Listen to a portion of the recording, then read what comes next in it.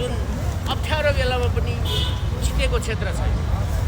त्यो विरासतलाई कायम राख्ने दायित्व अरू कसैको होइन। अनेक आउँछन्, भ्रम बोकेर आउँछन्, बिहान एउटा कुरा बेलुका अर्का कुरा, दस्तरी कुरा लिएर आउँछन्। मेरो सामान्य दृष्टिकोण छ, म साधारण भुइँ मान्छे हो र त्यही भुइँ मान्छेको तर्फबाट तपाईँहरूलाई अनुरोध गर्न चाहन्छु, हामी यो यात्रामा एक्लो छैन। हाम्रो साथमा जनता छ, कार्यकर्ताको पङ्क्ति छ। हामी सबैको एउटा दृढ विश्वास छ। समानुपातिको उम्मेदवारहरू पनि हुनुहुन्छ, यो हाम्रो प्रणाली हो।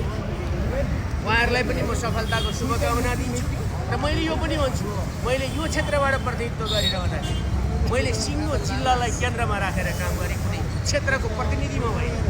जिल्लाको आवाज, जनताको आवाज, किसानदेखि मजदुरसम्मका, विद्यार्थीदेखि सामान्य मजदुरहरू, खेतालाहरूका, ज्यामीका कुरा, वनका कुरा, घरका कुरा, बनेलका कुरा, सबै कुरा जे कारणले हामी पीडित उठायौँ। हाम्रै पार्टीको सरकार हुँदा पनि मैले तीको आलोचना गरेको छु। यो जनताको प्रति एउटा काम। त्यस हिसाबले बाँकी काम अगाडि बढ्छ कि बढ्दैन भन्ने कतिपय साथीहरूलाई चिन्ता छ। यो हाम्रो एउटा साझा प्रतिबद्धता। ती अधुरा काम पनि अगाडि बढाउनको निम्ति अनुभवी नै नेतृत्व अगाडि आउनुभएको छ। ती कुराहरू पुरा हुन्छन् भन्ने म विश्वास गर्छु। सब विषय व्यक्तिमा नफल्नुहोस्, विषय संस्थाको उद्देश्यमाथि बुझ्नुहोस्। त्यस हिसाबले कोही पनि अविचलित नहुनुहोस् र म साथमा हुन्छु, म सहयोगमा हुन्छु र मेरो बुताले, मेरो क्षमताले, मेरो दृष्टि जति मेरो आफ्नो चाहिँ सीमा छ, एउटा हरेक मान्छेको लिमिटेसन हुन्छ। अनन्त कोही छैन। सिङ्गो चिज जनताको तागत र शक्तिमा निर्माण हुन्छ। त्यसलाई एकताबद्ध गरौँ र त्यो एकताबद्ध गरेर अगाडि बढ्ने हिसाबले हामी जाउँ। हाम्रो विजय यात्रालाई रोक्ने, छेक्ने, कमजोर बनाउने कुनै तागत यो देशमा छैन। हाम्रो भूमिमा त छँदै छैन। केही इतिहास पुनः दोहोऱ्याउनका निम्ति म पुनः एकपल्ट कमरेड अशोक ब्यानर्जीको साथमा म छु। हामी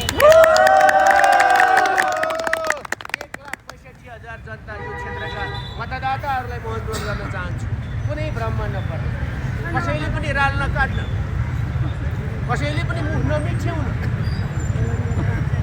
विशाल अन्तर्विरोधको बिचमा गोकुल मासुका के गर्छ भनेर नखोज्नु।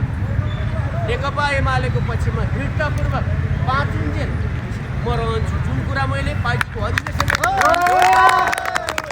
आज पनि भनेको छु, भोलि पनि भन्छु र मेरो रिष्टामाथि प्रश्न उठाउने दुस्साहस चाहिँ कसैले नगरोस्।